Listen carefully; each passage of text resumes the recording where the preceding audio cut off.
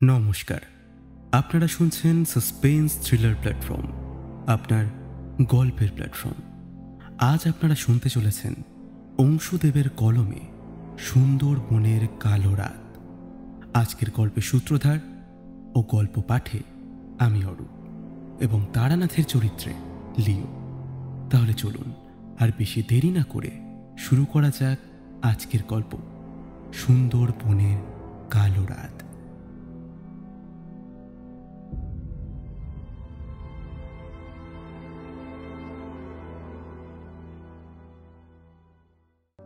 কাল সারা রাত ঘুম হয়নি। আমাদের পাশের পাড়ায় দাঙ্গা হলো আবার 11টা থেকে 3টে পর্যন্ত। হই হই হাঁকাহাঁকি ইদানিং প্রায়ই হয়। সবাই বলে এলাকা দখল। কারা দখল করছে কাদের এলাকা? দেশ তো স্বাধীন হয়নি। কে বিরোধী, কেন বিরোধী, কাদের এলাকা কেন দখল করতে যাবে, কোনো যুক্তিই মাথায় খেলছিল না। মাঝে মাঝে মনে হয় গোষ্ঠীতন্ত্র, রাজতন্ত্র, জমিদারিতন্ত্র, গণতন্ত্র সব তন্ত্র চলছে। আবার স্বাধীনতা স্বাধীনতা চিৎকারও। ব্রিটিশ যাওয়ার আগেই এই ছিঁড়াছিঁড়ি। ব্রিটিশ গেলে কি যে হবে? কিশোরীর জন্য দাঁড়িয়ে থেকে থেকে বিরক্তি ধরে গেল। যদি না আসে ভালো হয়। ওর আসার পথেই দাঙ্গা হচ্ছে কয়েকদিন। হুট করে আবার 144 ধারা জারি হলে বিপদ। ভাবতে ভাবতে সন্ধ্যা ঘনিয়ে এলো। আমি আর না দাঁড়িয়ে হাঁটা শুরু করলাম। রাস্তাটা কম না হলেও আমি একটু হাঁটতে পছন্দ করি। এই সময়টা নিজের সঙ্গে নিজের কথা হয়। যদিও ঘুরে ফিরে সেই এক চিন্তা, কেন দাঙ্গা? ছেলে মেয়েদের এই পরিবেশে মানুষ করব কিভাবে? চাকরি বাকরির ধান্দা নেই, কাজকর্মও কেউ করে কিনা সন্দেহ। রাত দিন এই রাস্তায় ও গলিতে এ মোড়ে চায়ের দোকানে চলছে নিরবিচ্ছিন্ন আড্ডা। বিড়ি, সিগারেট, চা বিস্কুট ও পানের টাকা আসে কোত্থেকে? আমাদের তো মাসের শেষে বাড়ি ফিরতে ভয় করে। এদের কি দায় দায়িত্ব কিছু নেই? হাঁটতে হাঁটতে মটলেনের মোড়ে তেলে ভাজা দোকান এসে গেল। হালকা শীতের সন্ধ্যায় ঝালঝাল তেলে ভাজার মুড়িতে বেশ জমে ওঠে গল্প। চায়ের দোকান থেকে 1 প্যাকেট পাসিং শুও নিলাম। আমি সদর দরজায় গিয়ে দাঁড়ালাম আর সঙ্গে সঙ্গে দরজা খুলে গেল। দেখলাম প্রদীপ হাতে চারি, ঠিক যেন লক্ষ্মী প্রতিমা। মনে মনে তাকেই প্রণাম জানিয়ে বললাম, চারিমা, এই সবগুলো রান্না করে রেখে আসছি। সে এই সময় কথা বলে না, কেবল মাথা কাত করে সায় দিল। আমি তারানাথ ঠাকুরের ঘরে না ঢুকে সোজা রান্নাঘরে গিয়ে হাতের জিনিসগুলো নামিয়ে রেখে বাইরে বসার ঘরে চলে এলাম। এই সন্ধ্যা দেওয়ার সময় ঠাকুর কিছুক্ষণের জন্য ধ্যানে বসেন, মিনিট 5 নীরবতা পালন করেন। আমিও এখন অভ্যস্ত হয়ে পড়েছি। আমার চোখ বুঝে এলো, আগে এসব করতাম না। একদিন ঠাকুর বললেন, ঈশ্বর মানো বা না মানো, নিজের সত্তাকে তো আর অস্বীকার করতে পারো না। তার কাছে নতজানু হতে তো আর দোষ নেই। এতে মঙ্গল ছাড়া অমঙ্গল কিন্তু হয় না। সেই থেকে আমি যেভাবেই থাকি মিনিট 5 নীরবতা পালন করি। আমার নীরবতা ভাঙলে ঠাকুর বললেন, আচ্ছা, কিশোরী কোথায়? আমি বললাম, কি জানি, গতকাল ফেরার সময় বললো তো আসবে। দেখো, কোনো অসুবিধা হয়ে গেছে হয়তো। ঠাকুরের কথার সূত্র ধরে বললাম, না না, আমাদের ওদিকে কয়েকদিন ধরে খুব দাঙ্গা হচ্ছে, যদি না আসে তো ভালো হয়। হঠাৎ ওদিকে আবার কি হলো? কি যে হলো, কেউ কি সঠিক কিছু জানে? বাজারে যান, সেখানে ফিস, চায়ের দোকানে ফিস, পাড়ায় এ বাড়িতে গরুর লেজ তো ও বাড়িতে গরুর শিং। মাথা মুন্ডু কিছুই বোঝার উপায় নেই। সবাই বলছে এলাকা দখল। কে কার এলাকা দখল করছে বুঝতে পারছি না। চারি আমাদের দুজনের জন্য 2টো পাত্রে মুড়ি আর তেলে ভাজা দিয়ে গেল। ঠাকুর বললেন, বাচারি, একটু পরেই না হয় চা দে। আমি বললাম, তুইও মা এখানেই নিয়ে আসতে পারতিস। চারি উত্তর দিল, কিশোরী কাকু আসুক। আমি বললাম, ও আজ বোধহয় আসবে না, তুই সবটা নিয়ে আয় মা। সে বলল, আচ্ছা। বিভূতি, দাঙ্গা বিরোধ দলগত রূপ নিলেও তা দল বা গোষ্ঠীর সকলের নয়, একবার দুজন খুঁচিয়ে দেয়। স্বার্থটা তারই। সভ্যতার শুরু থেকে বিরোধ, ভাইয়ে ভাইয়ে, বনে বনে শত্রু, কেউ কাউকে সহ্য করতে পারে না। মা বাবা যতই সুশিক্ষা দিক না কেন, ঐক্যবদ্ধতার কথা যতই বলা হোক না কেন, বাবা মার মৃত্যুর পর ছেলে মেয়েদের আসল চেহারা কিন্তু বেরিয়ে পড়ে। এর কারণ কি জানো? আমি কিছু না বলে তার দিকে জিজ্ঞাসু দৃষ্টিতে তাকিয়ে থাকলাম। তিনি বললেন, পর্যাপ্ত জীবিকার নিরাপত্তা। এখনো এমন শিক্ষা আবিষ্কার হয়নি যা এই দুটোর বিকল্প হয়ে মানুষকে সঙ্গবদ্ধ হতে অনুপ্রাণিত করবে। আমি জিজ্ঞাসু ভঙ্গিতে বললাম, কেন? ধর্মীয় শিক্ষা, রাজনৈতিক দলীয় শিক্ষা? তুমি যা বললে তা তুমি বিশ্বাস করো? না, কারণ ধর্ম এক প্রাচীন জনজীবনের নির্দেশনা, যা স্বর্গের প্রলোভন দেখিয়ে শান্তিপূর্ণ জীবনের ব্যবস্থা করেছিল। কিন্তু আপনার ওই খাদ্য ও ভোগের সমস্যা থেকে এলো ক্ষমতা দখল ও যুদ্ধ। সেখান থেকেই রাজনীতির আবির্ভাব। তাই সেখানে সংঘবদ্ধতা ক্ষমতা দখলের জন্য, শান্তির জন্য নয়। ঠিকই ভেবেছ, তবে ধর্মের উদ্দেশ্য আধ্যাত্মিক পথে মানুষের মঙ্গল সাধন করা। তাকে বিষয়ভূত করে বিপদটা বাঁধালো। কোনো ঈশ্বর তার সন্তানের কাছে কিছুই চায়নি, মানুষই ধর্মের মুখে বিজ্ঞানের মুখের কথা বসিয়েছে। ঈশ্বরের কোনো চাহিদা নেই, তিনি কাউকে কিছু কিন্তু দেন না। তেমনি মানুষ বিজ্ঞানকেও করেছে তাস আর রাজনীতিকে করেছে জীবিকার উপায়। যাকে ছেড়ে দাও এসব কথা, এইসব নিয়ে ভাবা সকলের উচিত। তবে কজন আর নিরপেক্ষভাবে তর্ক করবে বলো? সবাই সব জানে, তুমি শুধু কিছু জানো না। দুপাতা ইংরেজি জানা ব্যক্তি সব কিছু জেনে গেছে। তাই তর্ক এড়িয়ে আত্মনির্দেশে সকলের মঙ্গলের কাজ করো, মঙ্গলের কথা ভাবো। আচ্ছা ঠাকুর, সব মানুষ কি সভ্য, ভদ্র ও ধার্মিক হতে পারে? আমি জিজ্ঞেস করলাম। তিনি একটা পাশিংশু ধরিয়ে গম্ভীরভাবে বললেন, আমার মনে হয় কখনোই না। সভ্য, ভদ্র, ধার্মিক হলো মনুষ্যত্বের একটা মাত্রা। সেখানে আমরা পৌঁছতে চাই পশুত্ব তথা বর্বরতাকে পেছনে ফেলে। যে মানুষ পশুত্ব থেকে মনুষ্যত্বকে আলাদা করতে পারে, সেই একমাত্র সভ্য, ভদ্র, ধার্মিকতার মাত্রা ছুঁতে পারে। বাকি সব পশু বা অর্ধ পশু। কখনো কখনো মনুষ্যত্বের মাত্রা ছোঁয়া মানুষও পশুত্বে নেমে আসে, এটা স্থায়ী হয় না। আমি ঠাকুরের কথার মধ্যে প্রশ্ন করে ফেললাম, বাকিরা পারে না কেন? এই না পারার মধ্যে থাকে বংশের ধারা। দারিদ্র্য এক ধরনের অবস্থা, তাকে অতিক্রম করা মানুষের কর্তব্য। মানুষ যে চেষ্টা করে না তা নয়। কিছু মানুষ বুদ্ধির জোরে পরিশ্রম না করে দারিদ্র্য থেকে মুক্তির পথ খোঁজে। বাকি মানুষ অবস্থার পরিবর্তন ঘটাতে না পেরে ধীরে ধীরে হতাশার মধ্যে চলে যায় এবং পরনির্ভরতাকে ধর্মীয় পথ বলে মনে করে।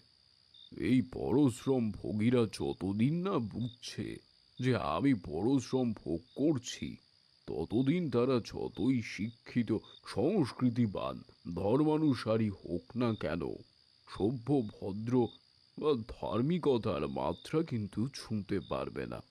তারাই বরং অপরাধ ও অপরাধীর স্রষ্টা হয়ে পড়ে। তবে আমার মনে হয় কিছু মানুষ জন্ম থেকেই অপরাধ ও অন্যায়ের শিক্ষা পেতে পেতে অপরাধ ও অন্যায়কে স্বাভাবিক বলে মনে করে। ধরো, যে ছোটবেলা থেকে কেড়ে খাওয়াকে পেট ভরানোর উপায় বলে জেনেছে, সে পরবর্তীকালে চুরি ছিনতাই করবে, লোক ঠকিয়ে সম্পত্তি বাড়াবে।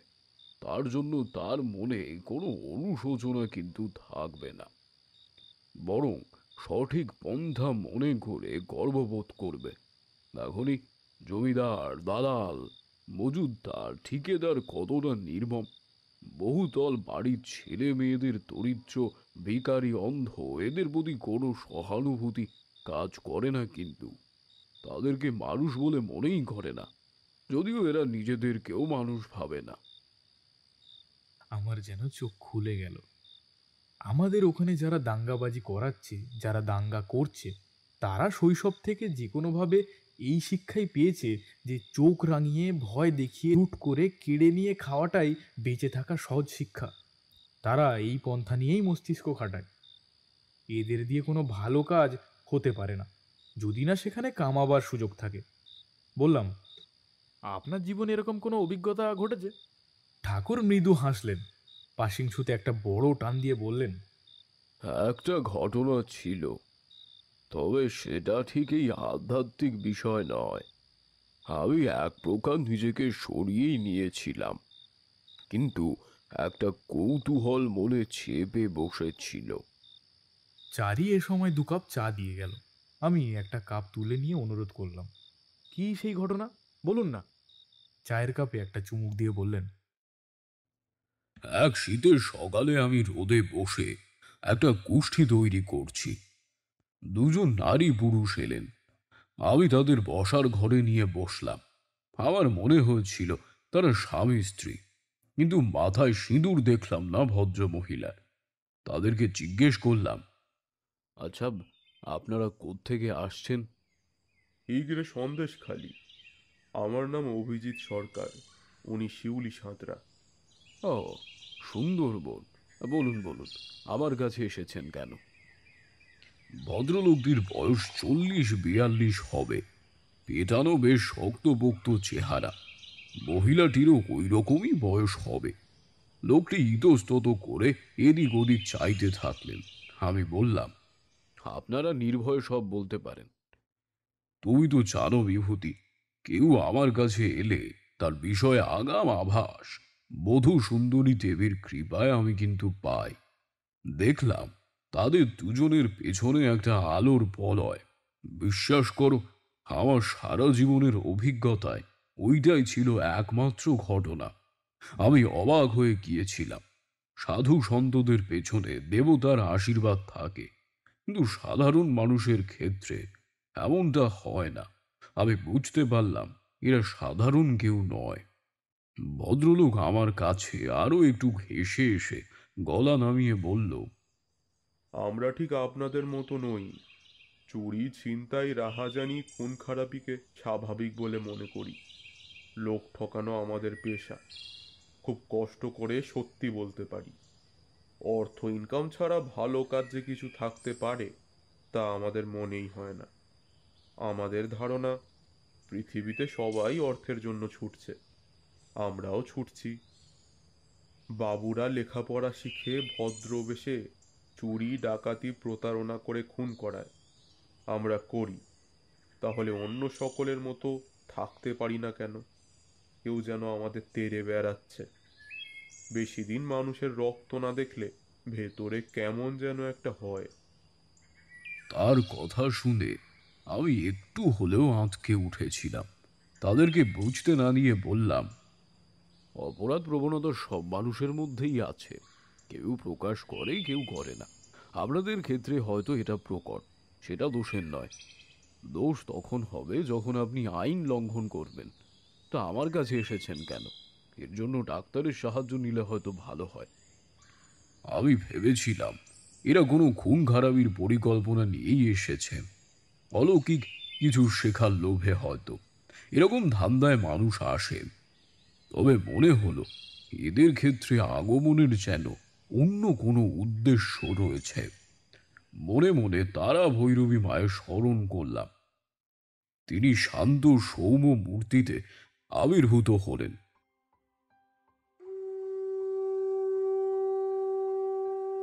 মনে মনে প্রণাম সেরে বললাম, মা, এদেরকে যে কি উপকার করব কিছুই তো বুঝতে পারছি না। এরা এ যুগের অসুর নিধনের কাজ করে। ঘৃণ্য কর্ম করলেও অন্তরে সৎ। দীর্ঘ অন্ধকার জগৎ থেকে আলোয় ফিরতে চায়। তোর কোনো চিন্তা নেই, যথাসময়ে আমি ঠিক বলে দেব কি করতে হবে। এদের অপরাধ মানুষের মঙ্গলের জন্য। এই বলে দেবী অদৃশ্য হলেন। আমার বুকে একটু সাহস হলো। বললাম, কি হলো বলুন, আমার কাছে কেন এসছেন? ঠাকুর, জেল পুলিশ এইসবে ভয় পাই না।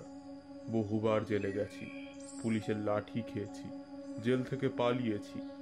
এখন প্রতিশোধ নেবার সব লক্ষ্যে আশ্রম গড়েছি, যাতে ওদের হাতে আর কেউ না সর্বশান্ত হয়।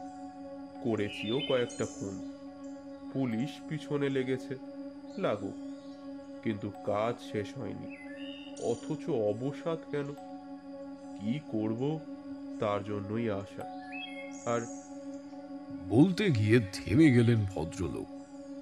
এই ধরনের মানুষেরা যেমন রুষ্ট প্রকৃতির হয়, এ লোকটা তেমন একটা নয়। একটা নরম শান্ত ভদ্র ভাব ছিল। একটু সময় দিয়ে জিজ্ঞেস করলাম, বলুন আর কি, যা বলতে চাইছিলেন সেটা স্পষ্ট করে বলুন।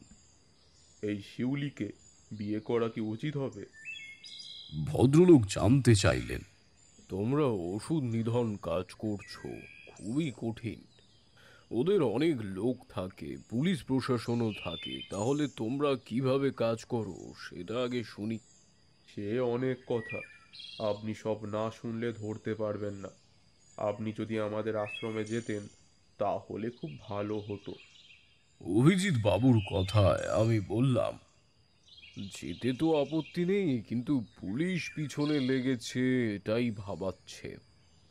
আপনি আমাদের পিছু নিয়ে গোসাবা পর্যন্ত চলুন, ওখান থেকে আমার লোক এসে আপনাকে নিয়ে যাবে আমাদের গোপন ডেরায়। দেবী তারা ভৈরবীর আদেশ হয়েছে, আমি এড়াতে পারলাম না। গোসাবা পর্যন্ত যেতে আমার কোনো অসুবিধেই হলো না।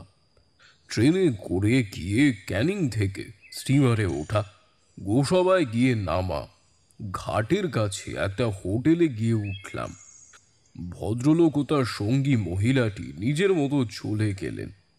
পুলিশের চোখে ধুলো দেওয়া কঠিন জেনেও আমাকে ঝুঁকি নিতে হলো। দুপুরে স্নান খাওয়া দাওয়া সেরে উঠতে উঠতে বিকেল। কোনো কাজ নেই, একটু এদিক ওদিক ঘুরে সন্ধ্যার পর হোটেলে এসে রাতের খাবার খেয়ে চলে গেলাম। এদিকে শীতটা যেন গায়ে চেপে ধরে, কেমন যেন ছ্যাঁক ছ্যাঁক করে ওঠে। গায়ের চাদরটা খুলে রেখে শুতে যাব, এমন সময় একজন কর্মচারী এসে বলল, ঠাকুর, আপনাকে নিতে এইছে, আসুন। যে নিতে এসেছিল সে একজন ছোকরা, বয়স 30-32 হবে। সে হোটেলের সব টাকা মিটিয়ে দিয়ে আমাকে সঙ্গে নিয়ে বেরিয়ে পড়ল। রাত 9টা-10টায় গোসবা তখন নিশুতি। অন্ধকারে কিছু দূর হেঁটে গিয়ে নৌকায় উঠলাম। সরু একটা নদী দিয়ে অনেকটা গিয়ে একটা বড় নদী পড়ল। সে এক বিশাল বড় নদী। সেটা পেরিয়ে জঙ্গল, কাছাকাছি আবার হয়েছে বাঘের ডাক। বোঝা গেল ডাকতে ডাকতে সে বাঁয়ের দিকেই হাঁটছে। আমরা ডান দিক দিয়ে চেকপোস্ট এড়িয়ে একটা সরু খালের মধ্যে ঢুকে পড়লাম। সারা রাত জঙ্গলের মধ্যে দিয়ে নৌকা বেয়ে সকালে একটা ছোট দ্বীপে গিয়ে উঠি। সমস্ত চর জুড়ে বাঘের পায়ের খোঁজ। ভিজে চর পেরিয়ে ঘন জঙ্গল। বেশ কিছুটা হেঁটে যাওয়ার পর চোখে পড়ল ভাঙাচোরা একটা অট্টালিকা। ছোকরাটার নাম হচ্ছে বসন্ত। সে আমাকে সেই অট্টালিকার মধ্যে নিয়ে গেল। ভেতরটা অন্ধকার স্যাঁতসেঁতে, আরে গুমোট গন্ধ। কোটালের সময় এই নিচের তলাটা ডুবে যায় মনে হলো। অথচ 2-3টে ঘর পেরিয়ে একটা বড় ঘরে গিয়ে দেখি সেখানে প্রদীপ জ্বলছে। ক্ষীণ আলোয় চোখে পড়ল ভেতরে একটা উঁচু বেদির উপর কোনো এক মূর্তি রাখা আছে। আরো কাছে গিয়ে দেখি সে মূর্তি দেবী বনচণ্ডীর মূর্তি। সেখানে নিয়মিত দেবীর সেবার চিহ্ন রয়েছে। বসন্ত আমাকে একটা টুল দিয়ে বলল, আপনি বসুন বসুন, এই আশ্রম বাবা এই এলো বলে। রাতে ঘুম হয়নি। দীর্ঘ পথ নৌকায় এসে ক্লান্ত হয়ে পড়েছিলাম। একটু ঘুম ঘুম ভাব যেন চোখে জড়িয়ে এসেছিল। হঠাৎ শুনি কেউ কাছে দাঁড়িয়ে জিজ্ঞেস করছে, ঘুমিয়ে পড়লেন? ঘোর কাটিয়ে দেখি অভিজিৎ সরকার বাবু। তবে পরনে একটা লুঙ্গি, এলো গা, মাথায় গামছা বাঁধা, মুখে দাড়ি, এটা যে তার ছদ্মবেশ তা বুঝতে আমার অসুবিধে হলো না। বললাম, একটু ঝিমুনি এসেছিল, ছাড়ুন সব কথা। দেবী মূর্তি আপনি পেলেন কিভাবে? সে অনেক কথা, পরে বলবো আপনাকে। এইটুকু বলি, দক্ষিণ রায়ের মন্ত্র নিয়ে ফেরার পর আমি ব্যাকুল হয়ে পড়েছিলাম একটা নিরিবিলি আশ্রমের জন্য। তখন পরপর 3 দিন আমি এই দ্বীপ, পোড়ো বাড়ি আর এই মূর্তি স্বপ্নে দেখেছিলাম। তাই একদিন নৌকা নিয়ে একাই চলে এলাম এখানে। আপনি তো সাধক মানুষ মশাই। তিনি বিনীতভাবে বললেন। ছিছি, ও কথা বলে আমাকে লজ্জা দেবেন না। তারপর অল্প থেমে প্রসঙ্গ বদলে নিয়ে বলতে শুরু করলেন। আসুন, মা বনচণ্ডীর পূজা সেরে নিই। আপনি ব্রাহ্মণ মানুষ, মাকে আমি সঠিক উপাচারে তো কোনোদিন পুজো করতে পারিনি। এই বেটি আমার মাথা খেলো। ছিলাম ভালো চুরি চামারি করে, কোনো চিন্তা ভাবনা ছিল না, টাকা কম ইনকাম করিনি। কি যে মাথায় এলো, মানুষকে বাঘ ও বিষাক্ত কালা যে পরিণত করা শিখলাম, সফলও হলাম। কিন্তু মন কেন এত অস্থির? ভয় নয়, ভালো লাগছে না আর। আচ্ছা, যদি কিছু মনে না করেন, আপনাদের কাজ করার ধরনটা জানতে খুব ইচ্ছে করছে। আপনার এই ভাবান্তরের কারণ না জানলে আমি কিছুই করতে পারবো না। অভিজিৎ বাবু অল্প হাসলেন, বললেন, দুপুরে খাওয়া দাওয়া সেরে বলবো। এই এখন আমার কিছু কাজ আছে, বুঝলেন? সেগুলি রইল, যা দরকার লাগে ওকে বলবেন। আমি বনচণ্ডীর পুজো বিধি মতো সারলাম। তারা ভৈরবী আমাকে সব বলে দিলেন। তারপর দুপুরে খাসির মাংস আর গরম ভাত খেয়ে আমি রোদে দাঁড়িয়েছিলাম। ভদ্রলোক হাত ধুয়ে গামছায় মুখ মুছতে মুছতে এসে বললেন, চলুন কোথাও গিয়ে বসা যাক। ঘন ঝোপঝাড়ে ঢাকা বন, ভিজে মাটি, বাঘের পায়ের ছাপ ভর্তি এখানে। কোথায় বসবো? সঠিক জায়গা খুঁজতে খুঁজতে আমরা নদীর ধারে এসে পড়লাম। দেখি কিছুটা দূর দিয়ে একটা বাঘ রাজকীয় মেজাজে আরো ডান দিকে চলে যাচ্ছে। আমি ভয়ে ওনার গা ঠেলে সতর্ক করে ইশারায় দৃষ্টি আকর্ষণ করলাম। তিনি বললেন, ভয় পাবেন না, এই দ্বীপে সব আমারই লোক, বাঘ রূপে পাহারা দিচ্ছে। আমি হাঁ করে তার দিকে চেয়ে রইলাম। লোকটা বলে কি? তিনি হাসতে হাসতে আবার বললেন, সেই কথাই তো আপনাকে বলবো। চলুন ওই রোদটায় বসি।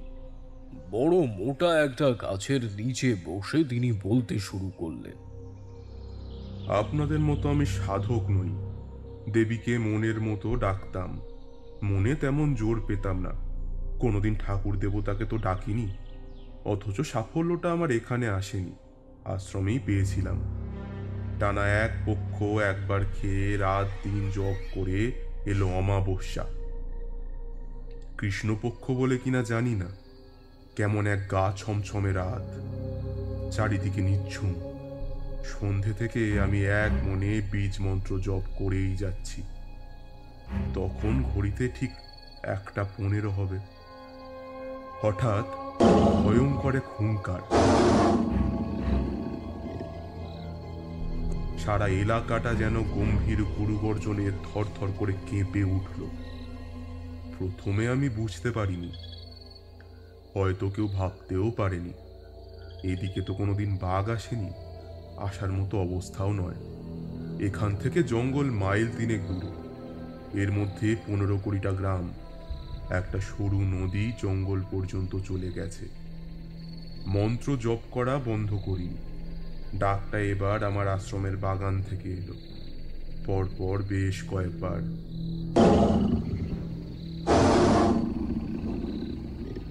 বুঝলাম আমি ব্যর্থ হইনি। দেবীর পুজো শেষ করে বাগানে গিয়ে গেঁয়ো গাছের নিচে দাঁড়ালাম। বাঘরূপী রত্নেশ্বর কাছে এসে সামনের 2 পা বাড়িয়ে আলস্য ভেঙে মুখে একটা আদর ও অনুগত্যের শব্দ করল।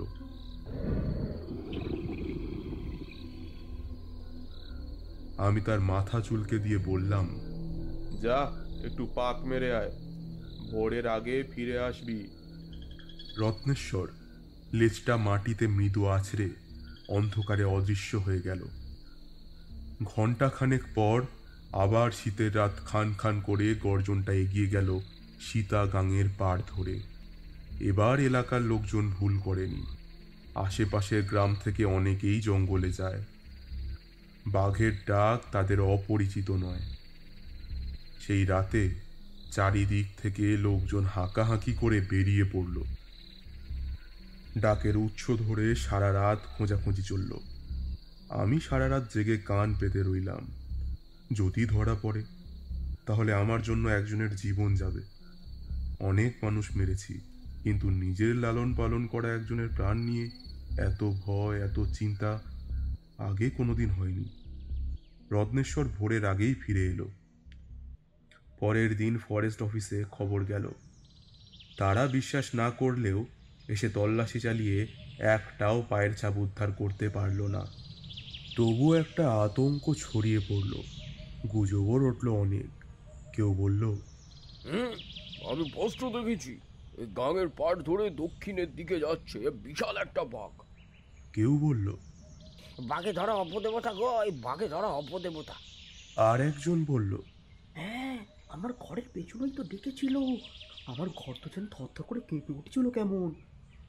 এইভাবে নানা কথার মধ্যে 1 মাস পরে এলো অমাবস্যা। আমার প্রথম শিকার চাই।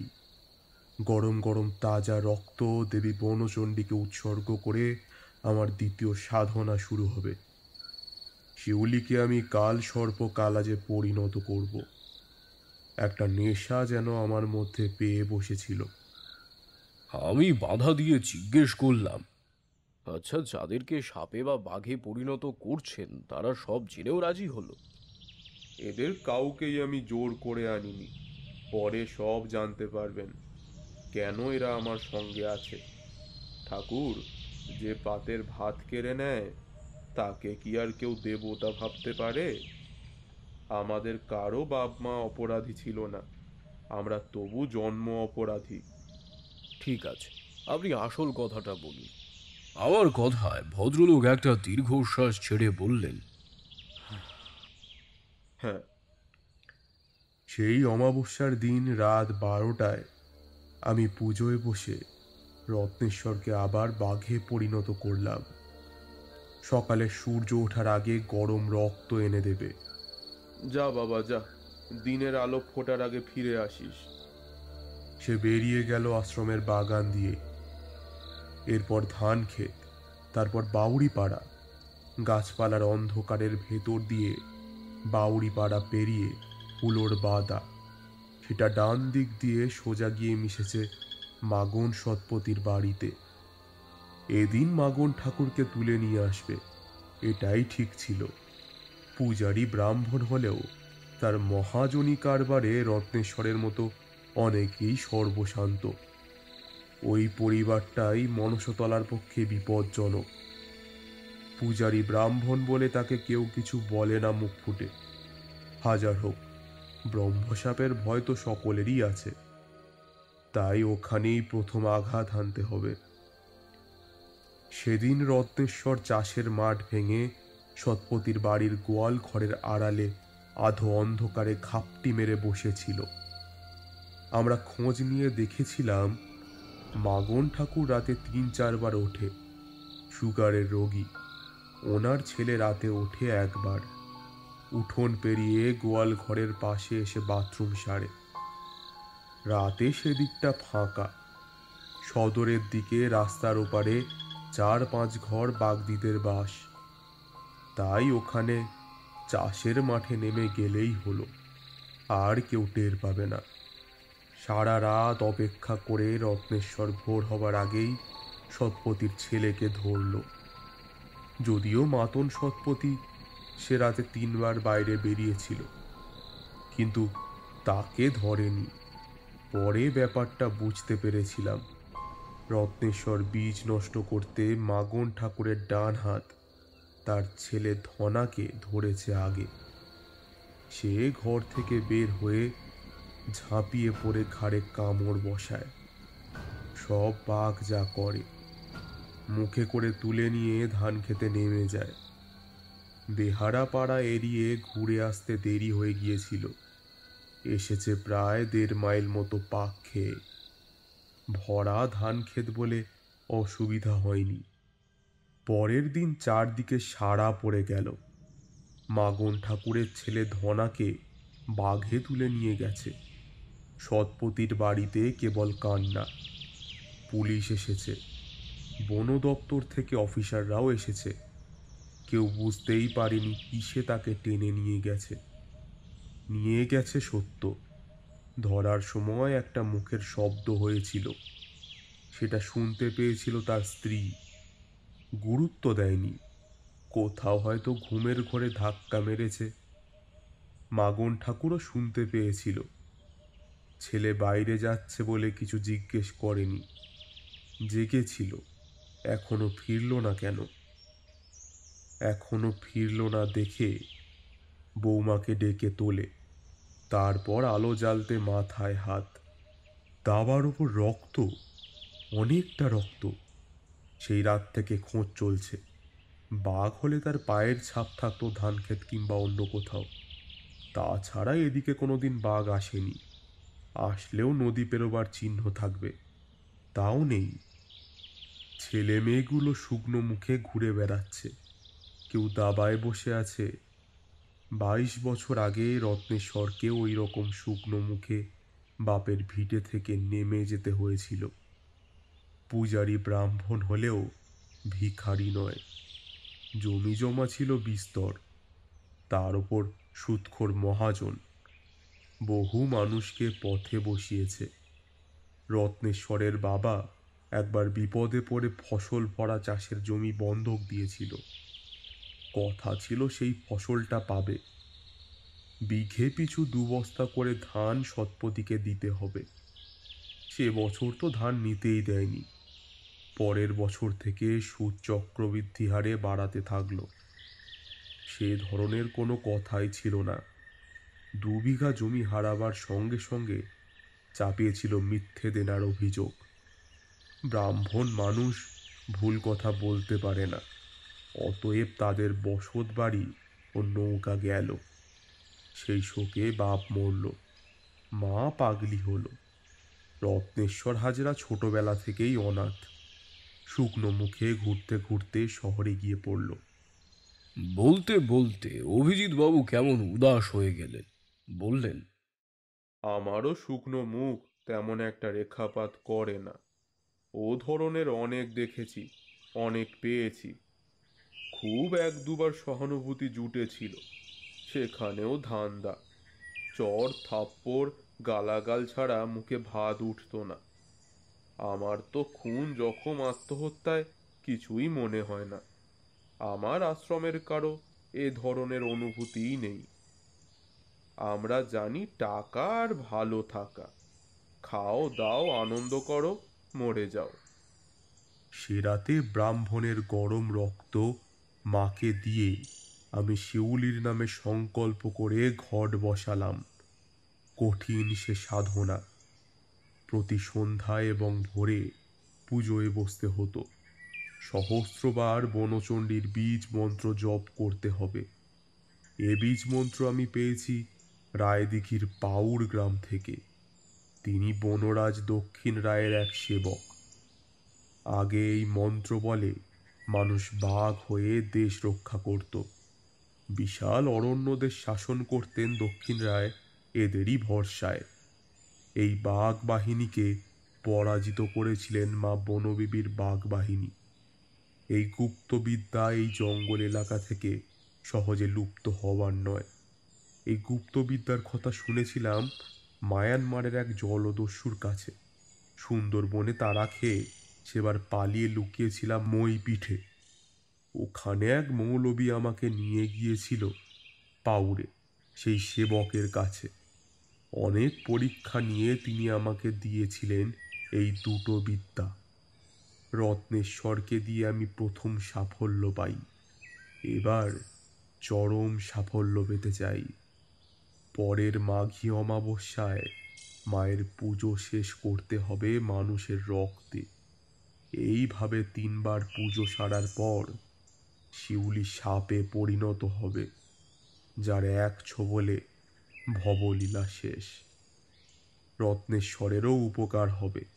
অমাবস্যা থাকতে থাকতে ও যদি শিকার করতে পারে, তাহলে ও ইচ্ছা করলে যে কোনো সময় বাঘ হয়ে যেতে পারবে। নইলে আমাকে দেবী বনচণ্ডীর পূজা সেরে ওকে বাঘে পরিণত করতে হবে। আমি তার কথার মধ্যে বলতে বাধ্য হলাম। অভিজিৎ বাবু আবার অল্প হেসে বললেন, ঠাকুর, ভাবছেন এদের জোগাড় কিভাবে করলাম? আমার খুব একটা বেগ পেতে হয়নি। শহরে, নগরে, বন্দরে, বাজারে সর্বত্র এদের সংখ্যা কম নয়। চাল নেই, চুলো নেই, শিক্ষা নেই, মর্যাদা নেই। ছোটবেলা থেকে একটা সত্য আমরা সকলেই জেনেছি, তা হলো টাকা। এর বাইরে নেই কোনো ন্যায়, নীতি, সহানুভূতি, ভালোবাসা। নিজের মঙ্গল ছাড়া আমরা আর কারো মঙ্গল ভাবতেই পারি না। আমাদের একদিকে টাকা আর অন্যদিকে অপরিসীম ঘৃণা। আপনাদের মতো মানুষেরা আমাদের ঘৃণা করবেন, এটাই উচিত। আপনারা ওই শিক্ষা পেয়েছেন। আপনাদের মতো আমরাও ভাবি শত্রুর শেষ রাখতে নেই। আমরা দেশ, আদর্শ, রাজনীতি, সেবা কিছুই দেখি না, ভাবি না, বুঝিও না। তিনি বলতে বলতে কোথায় যেন একটা কষ্টকে আপ্রাণ চেপে রাখতে চাইছেন, তাই চুপ করে থেকে নিজে বারবার সংযত হচ্ছেন। যতই নিজেদের অনুভূতিহীন বোঝাতে চেষ্টা করুন না কেন, একটা অপরাধ বোধ তাকে কাতর করে তুলছে। ভদ্রলোক আবার শুরু করলেন, জীবিকার জন্য, বাঁচার জন্য রত্নেশ্বর, শিউলি, শম্পা, ভোলা, ননটা সকলেই আমার মতো একদিন স্নেহের প্রত্যাশা না করে শহরে ছড়িয়ে পড়েছিল। রাস্তার পাশে, স্টেশনে, বস্তিতে এদের ইজ্জত খুইয়ে বেঁচে থাকা ছিল কোনোভাবে। আমিও ফুটপাত শোয়া ছেলে, কোনো স্থায়ী ঠিকানা ছিল না। কারো দালানে, চায়ের দোকানে, গাড়িতে, পার্কের বেঞ্চে রাত কাটিয়েছি। ভালো হওয়ার ভালোবাসা পাইনি কখনো। খিদের জ্বালায় পথে বেরিয়ে দেখেছি, চেয়ে ছিনিয়ে চুরি করে, নয়তো ডাস্টবিন খোঁজা ছাড়া এমনিতে খাবার পাওয়া যায় না। তারপর চায়ের দোকান, গ্যারেজ, এ বাড়ি ও বাড়ি থেকে ঠিকে, সেখান থেকে গ্যাং, চুরি, ছিনতাই, প্রতারণা ছাড়া কোনো শিক্ষা পাইনি। ধর্মস্থানে গিয়ে আমার প্রথম পূজা, প্রণামীর বাক্স থেকে টাকা চুরি। ঠাকুরের গায়ের গয়না খুলে নেওয়া আমাদের রাতের পূজা। কি না করেছি টাকার জন্য! হরিণ মেরেছি, মানুষ মেরেছি। জঙ্গলে এসে বাঘ মারার সময় মাথায় এসেছিল মায়ানমারের শোনা কথাটা, দক্ষিণ রায়ের মন্ত্র আমাকে শিখতেই হবে। দাঙ্গার ভয়ে এদেশে এসেছি। তারপর সবাই যে যার সে তার মতো ছড়িয়ে পড়েছি। কোথায় বাবা, কোথায় মা, ভাই বোন কিছুই জানি না। আগে মনে পড়লে কষ্ট হতো, এখন হয় না। আমার মতো এদেরও হয় না। আমাদের মতো সব দেশে অসংখ্য বাপ মাহারা জন্ম অপরাধী আছে। তাই শুধু এ দেশে নয়, পৃথিবীর সব দেশে আমি ছড়িয়ে দেব এই বাঘ ও কালাজ বাহিনী।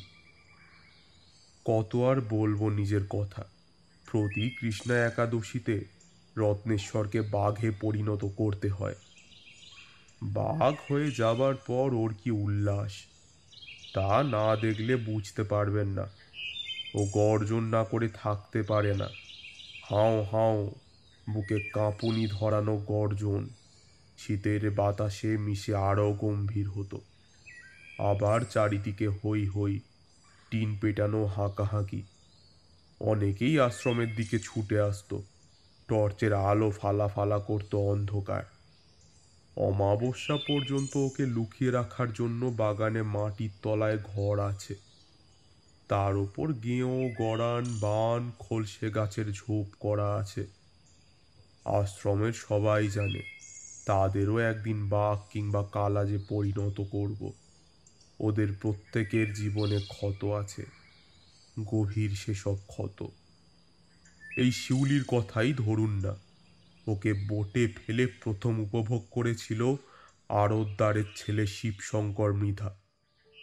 তারপর বিক্রি করে দিয়েছিল এক বিহারি দালালের কাছে। শিউলির বাবা জানতে পেরেছিল, তাই জঙ্গলে কাঁকড়া ধরতে গিয়ে আর ফেরেনি। মা শহরে কাজ করতে গিয়ে নিরুদ্দেশ। দুটো ছোট ভাই ছিল, তারা কোথায় কেউ জানে না। শিউলি বিহার থেকে পালিয়ে এসে ছুটে গিয়েছিল দেউড়ে।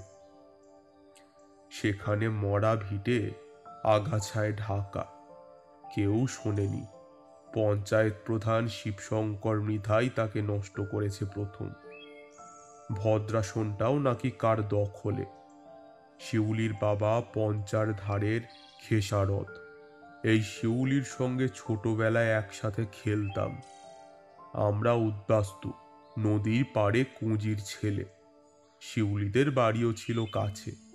কবে যে আমরা দেউড় থেকে হারিয়ে গিয়েছিলাম জানি না। তবে শৈশবের খেলাঘর সহজে ভাঙার নয়। একদিন নর্থে বসে হাত খরচ তোলার ধান্দায় আছি, দেখি সেজে গুজে শিউলিও এক ধান্দায়। প্রথমে চিনতে পারিনি, লাইনের মেয়ে, অফিস কলিগের মতো, ঠিক চেনা যায়। সিটে বসে থাকা এক মহিলার ব্যাগের চেন খুলে পার্সটা বের করে নিল। প্রায় সঙ্গে সঙ্গেই মহিলাটা সতর্ক হয়ে ব্যাগ খুলেই শিউলির প্রতি সন্দেহ করল। কথা কাটাকাটি, তর্ক, ঝগড়া। বেগতিক দেখে আমি এগিয়ে যাই। ও ততক্ষণে পার্সটা সিটের পিছনে ফেলে দিয়েছে। আমি সিগারেট ধরাতে গিয়ে দেশলাই নিচে ফেলে পার্সটা তুলে পায়ের মোজার মধ্যে চালান করে দিই। মহিলাটার বাড়ির লোকজন ছুটে এলো। জিআরপি ডাকা হলো। শিউলির ওপর সন্দেহ হলেও কারোর কিছু করার ছিল না।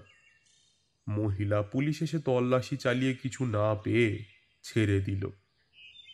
এত কিছুর মধ্যেও শিউলি নজর রেখেছিল আমার দিকে। আমি কেটে পড়লে ওর কিছু করার ছিল না, কিন্তু পার্সে ছিল সব মিলিয়ে 26,500 মতো।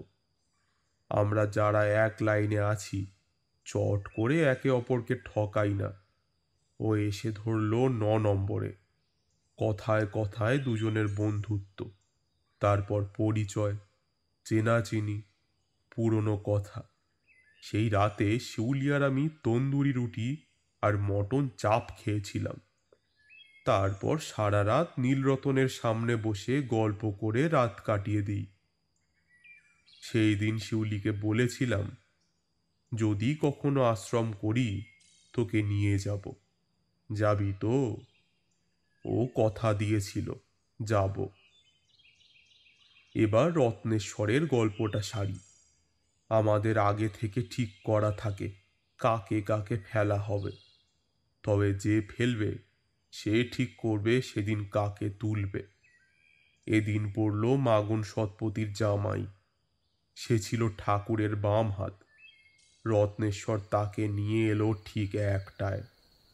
অমাবস্যার ঘোর অন্ধকারে শিকার মুখে তাকে দেখে একটু ঘাবড়ে গিয়েছিলাম। ভয়ঙ্কর ক্রুদ্ধ সে মুখ, সহজে লাশ নামাতে চাইছিল না। আমিও কিছু না বলে তাকিয়েছিলাম। অবশেষে দেবী বনচণ্ডীকে 3 বার পাক দিয়ে যজ্ঞকুণ্ডের পাশে নামিয়ে রাখল। তারপর সরে গিয়ে দেওয়ালে হেলান দিয়ে শুয়ে পড়ল। শ্বশুর বাড়িতে জায়গা জমি যজপানি পেলেও স্বভাব মোটেই ভালো ছিল না বিশু চক্রবর্তী। তখন সুবল ঘোষের বিধবা বউয়ের ঘরে যেত প্রায় রাতে। মাগনকে মারতে গিয়ে রত্নেশ্বর দেখল বিশু রাতে টুক করে বেরিয়ে বাড়ির পিছন দিয়ে ঘোষপাড়ার দিকে যাচ্ছে। লোকটা পাকা সুদখোর, সুযোগ বুঝে ছোঁক ছোঁক করা স্বভাব। রত্নেশ্বর ওত পেতে বসেছিল তার ফেরার পথে একটা বাগানের অন্ধকারে। সুবল ঘোষের বাড়ি থেকে বেরিয়ে ঠিক রাস্তায় ওঠার মুখে বিশু ঠাকুরকে ধরল। তুলে এনেছিল চাষের মাঠ দিয়ে। পরের দিন হইচই পড়ে গেল। আগের অমাবস্যায় মাগন ঠাকুরের ছেলে গেল, এই অমাবস্যায় জামাই। কি ব্যাপার? রাস্তার ধারে রক্ত দেখে সকলে বিশু ঠাকুরকে যে সেই অপদেবতাই মেরেছে নিশ্চিত হলো। এতদিন সকলে শুনেছে জঙ্গলে যারা পড়ে সব যে জ্যান্ত বাঘের মুখে তা নয়। যাদের লাশ পাওয়া যায় না তাদের অপদেবতা নিয়ে যায়। সেই অপদেবতা মাগন ঠাকুরের পিছু নিয়েছে, অল্পেতে ছাড়বে না। আমরা এটাই চাইছিলাম, অপদেবতার ভয় না থাকলে আশ্রম চলবে না। এর মধ্যে আমি সকলের কাছে আশ্রম বাবা হয়ে গেছি। সকালে হাঁটতে গিয়ে আপদে বিপদে জড়িবুটি মাদুলি দিয়ে থাকি, ঝাড়ফুঁকও করি। কিছুদিন তারাপীঠ থেকে কাকচিত্র শিখেছিলাম, তাই একটু আধটু ভবিষ্যৎবাণীও করতে পারতাম। ম্যাজিশিয়ানের চাকর থাকার সময় চুরি করে যা শিখেছিলাম তাও কাজে লাগলো। ফলে হাঁটতে বেরিয়ে কোথায় কি ঘটছে সব জানতে পারি।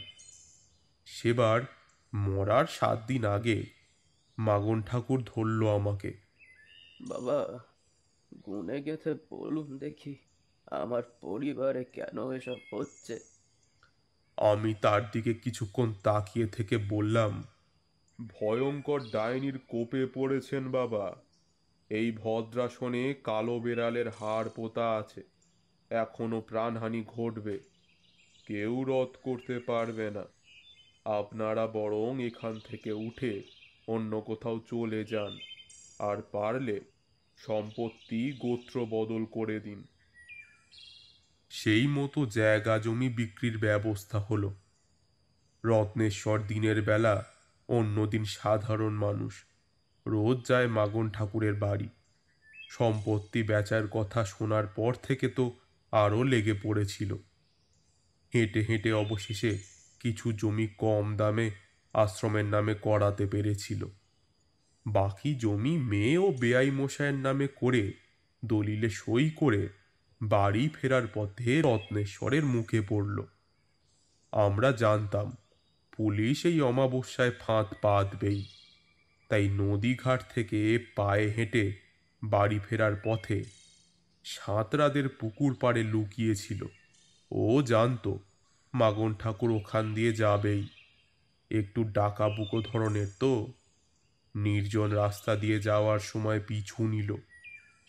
রত্নেশ্বর ঠিক বাড়ির কাছে ঝোপের আড়ালে ধরল। সেখান থেকে নিয়ে গিয়ে খাল পাড়ে লুকিয়ে রেখেছিল। সন্ধ্যের পরেই লোক জানাজানি হয়ে যেতেই খোঁজাখুঁজি শুরু হয়ে গেল। কেউ বুঝতেই পারতো না একটা কুকুর তাকে দেখতে পেয়ে এমন কেউ কেউ করে ডাকতে ডাকতে বাড়িতে ঢুকে গেল যে তাতেই সকলে সন্দেহ হয়েছিল। অনেক রাত পর্যন্ত তোলপাড় চলল। রত্নেশ্বর বুদ্ধি করে মাগনের দেহটা আলের পাশে রেখে নাড়া চাপা দিয়ে নিজে খাল ঝাঁপিয়ে অন্য পাড়ে গিয়ে দূরে একটা ঝোপে লুকিয়েছিল। সকলে অনেক গোপন জায়গা খোঁজ করলেও খোলা মাঠের ওপর গুরুত্ব দেয়নি। প্রায় ভোরের সময় রত্নেশ্বর লাশ নিয়ে এলো। রক্ত আর গরম ছিল না, তবু শিউলিকে পাশে বসিয়ে দেবী বনচণ্ডীকে রক্তদান করলাম। সে ধীরে ধীরে কাল সাপ কালাজে পরিণত হলো। আমার দ্বিতীয় সাফল্য। এবার থেকে এরা ইচ্ছা করলে বাঘে পরিণত হতে পারবে, আবার ইচ্ছা করলে মানুষেও রূপান্তরিত হতে পারবে। শিউলিও ইচ্ছা মতো নিজেকে পরিবর্তন করতে পারবে। এবার পালা শিবশঙ্কর মৃধার।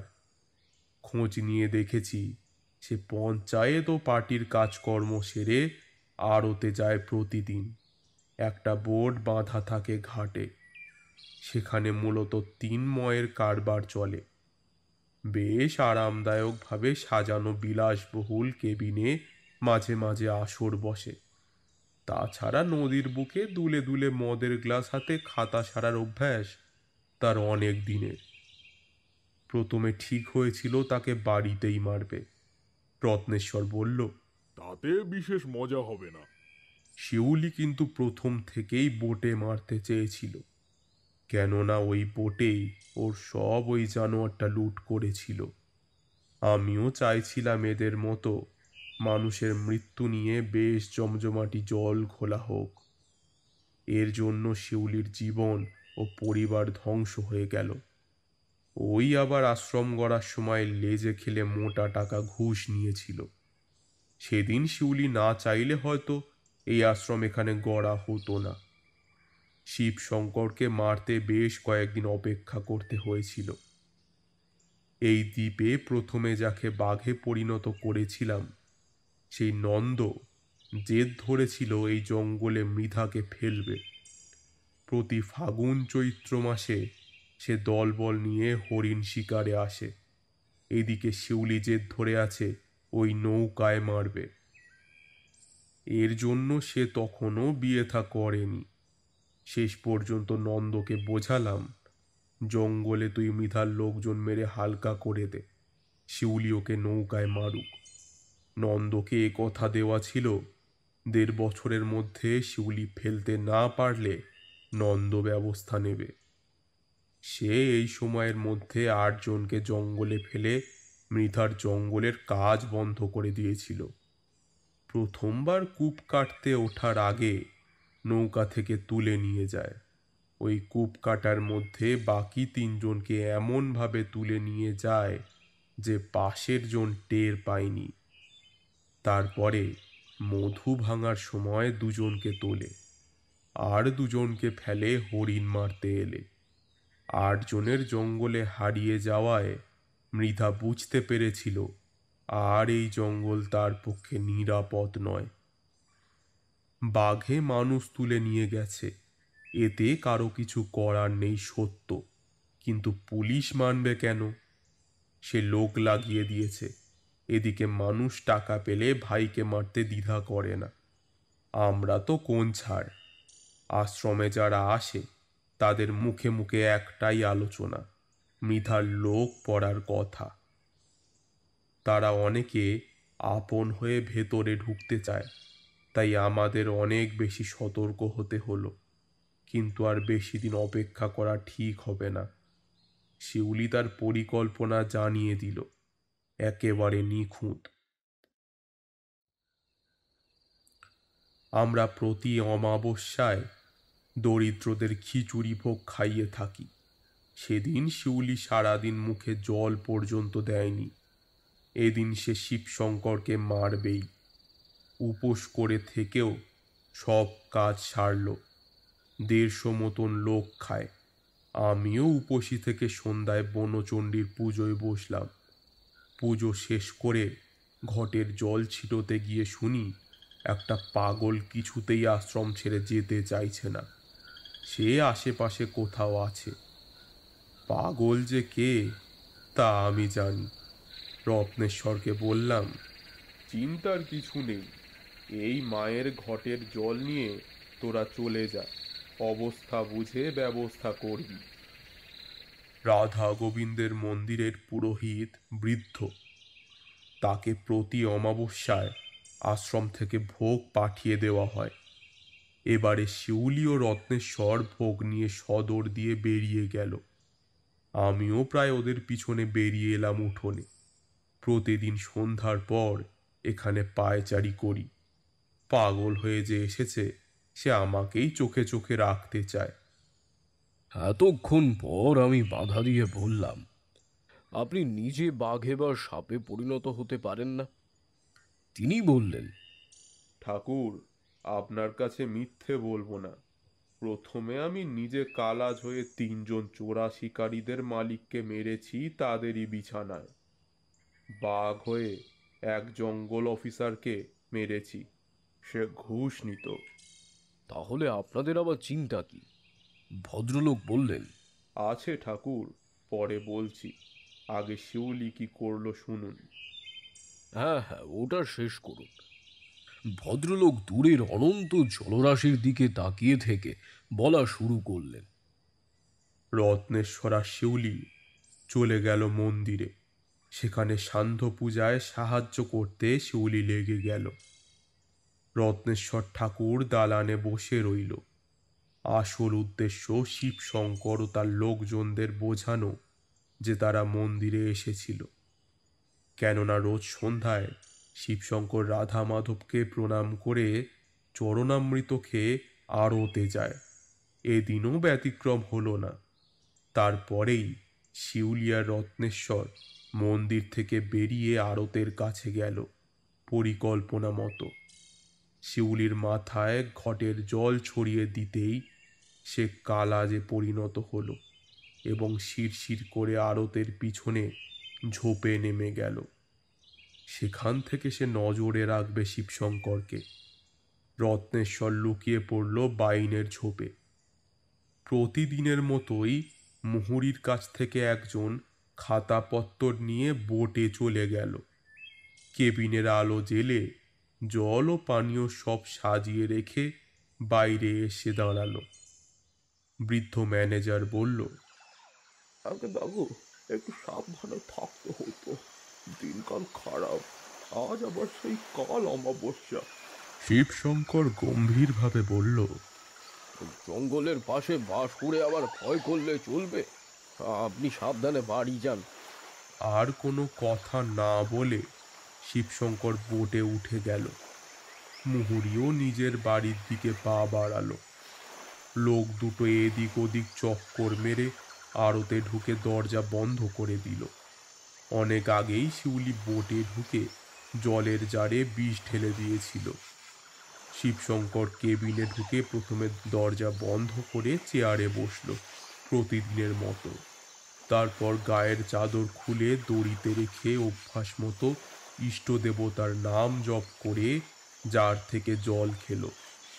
কেবিনের চৌকিতে খাতা খুলে নিল, কিন্তু কাজ করতে পারল না। বিষের প্রভাবে মাথা নুইয়ে এলো। সেই সময় শিউলি আবার তার সমস্ত ক্রোধ উজাড় করে দিল।